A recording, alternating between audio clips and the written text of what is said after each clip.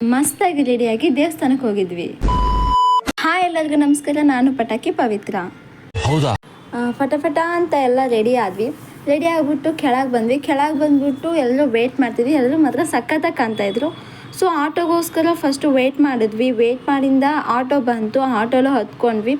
ನಾವು ಹೋಗಿದ್ದ ಟೈಮ್ ಯಾವುದು ಅಂತ ಅಂದರೆ ದಸರಾಲಿ. ಸೊ ಅದಕ್ಕೆ ಫುಲ್ ರೋಡ್ ಎಲ್ಲ ಲೈಟಿಂಗು ಏನು ಸಖತ್ತಾಗಿತ್ತು ಅಂದರೆ ಸೂಪರಾಗಿತ್ತು. ಅದ್ರ ಜೊತೆ ಮಳೆನೂ ಬರ್ತಾ ಇತ್ತು. ಆ ಎಕ್ಸ್ಪೀರಿಯೆನ್ಸ್ ಇನ್ನು ನೆಕ್ಸ್ಟ್ ಲೆವೆಲಲ್ಲಿ ಸಖತ್ತಾಗಿತ್ತು ಮಾತ್ರ. ಏನು ಕೇಳ್ತೀರಾ, ಮೊದಲೇ ದಸರಾ ಟೈಮ್ ಅಲ್ವಾ, ಆ ಲೈಟಿಂಗ್ಸ್ ನೋಡೋಕ್ಕೆ 2 ಕಣ್ಣು ಸಾಲದು. ಮತ್ತು ದೇವ್ರ ಹತ್ರ ಸಖತ್ ಸ್ಟ್ರಾಂಗಾಗಿ ಬೇಡ್ಕೊಂಡು ದೇವರಿಗೆ ಹೂವು, ಹಣ್ಣು, ಕಾಯಿ ಇವೆಲ್ಲ ತೊಗೊಂಡು ಅಮೌಂಟ್ ಫೋನ್ಪೇ ಮಾಡಿಬಿಟ್ಟು ಸೊ ಒಳಗೆ ಎಂಟರ್ ಆದ್ವಿ. ಈ ಟೆಂಪಲ್ದು ಹೆಸರು ಬಂದುಬಿಟ್ಟು ಶಕ್ತಿ ಟೆಂಪಲ್ ಅಂತ, ಕರೀಂನಗರದಲ್ಲೈತೆ. ಸಖತ್ ಪವರ್ಫುಲ್ ದೇವಸ್ಥಾನ ಅಂತೆ.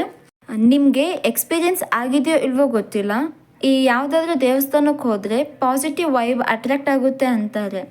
ಈ ಎಕ್ಸ್ಪೀರಿಯೆನ್ಸ್ ನನಗಂತೂ ಆಗಿದೆ, ಅದಕ್ಕೆ ಶೇರ್ ಮಾಡ್ಕೊತಿದ್ದೀನಿ. ಸಖತ್ ಆ ದೇವಸ್ಥಾನ ನೋಡೋಕ್ಕೆ ಎಷ್ಟು ಚೆನ್ನಾಗಿತ್ತು ಅಂದರೆ ಸಖತ್ ದೊಡ್ಡದಾಗಿದೆ ಮಾತ್ರ, ಸಖತ್ತಾಗಿತ್ತು ದೇವಸ್ಥಾನ.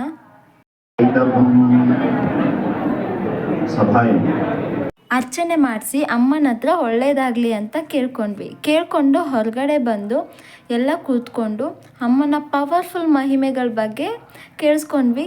ಮತ್ತು ನೆಕ್ಸ್ಟು ಸ್ವಲ್ಪ ಟೈಮ್ ಪಾಸ್ ಮಾಡಿದ್ವಿ. ಟೈಮ್ ಪಾಸ್ ಮಾಡಿ ಚಕ ಅಂತ ಫೋಟೋಸ್ ತೆಗೆದ್ವಿ. ಮತ್ತು ನಮಗೆಲ್ಲ ಅಮ್ಮನ ಆಶೀರ್ವಾದ ಅಂತ ಬಳೆ ಸಿಕ್ಕಿತ್ತು. ಅದಂತೂ ಇನ್ನೂ ಖುಷಿಯಾಗಿತ್ತು ನನಗಂತೂ. ಸೊ ಇನ್ನೇನು ಪ್ರೋಗ್ರಾಮ್ ಕೂಡ ಸ್ಟಾರ್ಟ್ ಆಯಿತು.